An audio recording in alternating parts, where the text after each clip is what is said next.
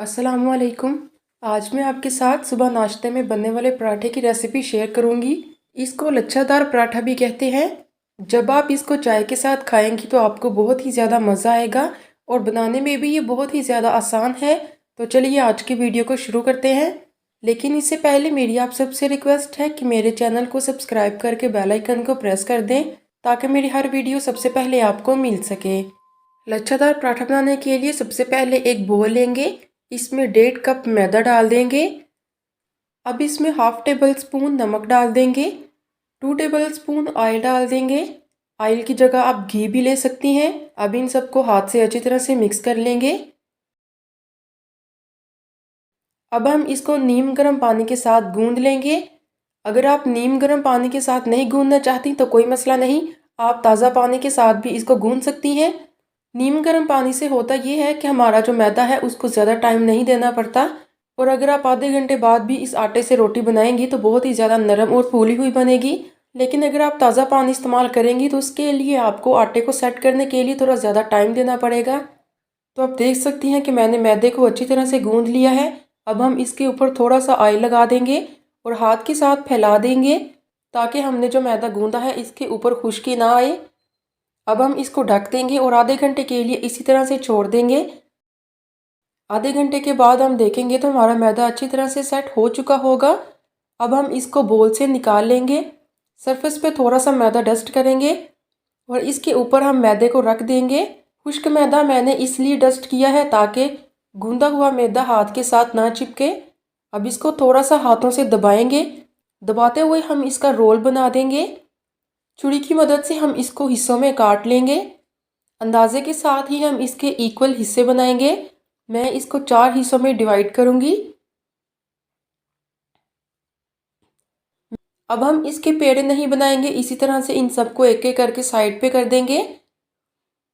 एक हिस्से को उठाएंगे, ज़मीन पर थोड़ा सा मैदा डस्ट कर लेंगे।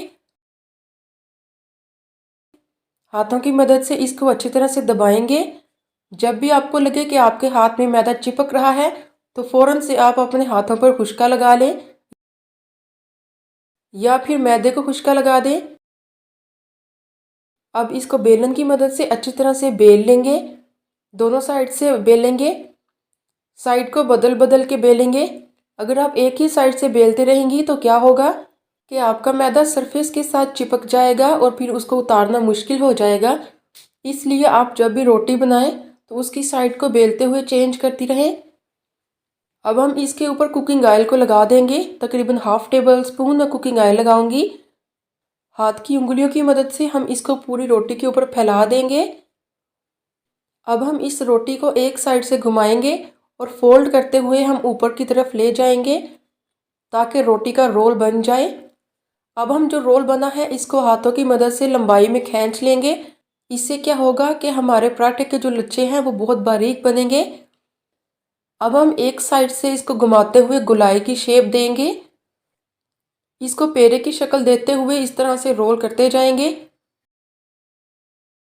और एंड वाला जो सिरा है इसको हाथ से हल्का सा बारीक कर लेंगे और इसको हम दरमियान में इस तरह से सेट कर देंगे और इसको थोड़ा सा ज़ोर से करेंगे ताकि पराठा बनाते हुए ये खुले ना। तो आप देख सकती हैं कि हमारा एक पेड़ा अच्छी तरह से बन चुका है।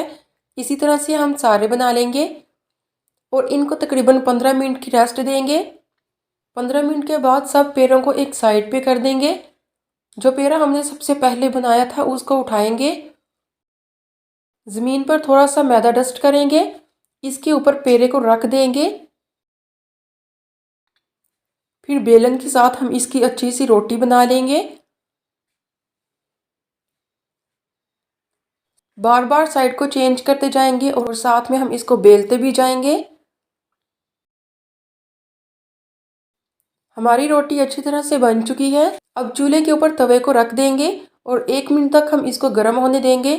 जैसे ही तवा हल्का सा धुआं छोड़ना शुरू कर दे तो इसके ऊपर थोड़ा सा कुकिंग ऑयल लगाएंगे। अब इसके ऊपर हम उस लच्छादार पराठा को डाल देंगे। ऊपर भी थोड़ा सा कुकिंग ऑयल लगा देंगे।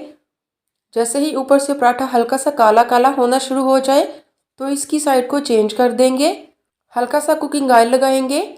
कुकिंग ऑयल का ज़्यादा इस्तेमाल नहीं करेंगे। अगर आप ज़्यादा ऑयल लगाएंगी तो पराठा खाया नहीं जाएगा, क्योंकि पराठा बहुत ही ज़्यादा हैवी हो जाएगा। इसलिए ऑयल आपने नॉर्मल ही लगाना है। इसी तरह से पराठे को अलट पलट कर हम पका लेंगे, साथ में हल्का हल्का ऑयल भी लगाते जाएंगे। तो आप देख सकती हैं कि पराठा हमारा रेडी हो चुका है। अब हम इसको तवे से उतार लेंगे। इसी तरह एक एक करके मैंने सभी पराठों को तैयार कर लिया है। बहुत ही नरम और लच्छेदार पराठा बनकर तैयार है। तो मैं आपको दिखाती हूँ कि ये कितना ज़्यादा नरम है, कितनी आसानी के साथ फोल्ड होता जा रहा है। और इसका अगर आप कलर देखें तो माशाल्लाह बहुत ही अच्छा इसका कलर आया है। उम्मीद करती हूँ कि मेरे बताए हुए लच्छादार पराठे की रेसिपी आपको अच्छी लगी होगी, क्योंकि अगर आप इस तरीके से बनाएंगी तो आपका लच्छादार पराठा हर कोई खाएगा। अगर आप बाहर के लच्छादार पराठे देखेंगे तो उनमें इतना ज़्यादा ऑयल लगा होता है कि वो खाया नहीं जाता। मिलते हैं इस तरह की एक और नई और यूनिक रेसिपी के साथ। तो हमें दें इजाज़त। अल्लाह हाफिज़।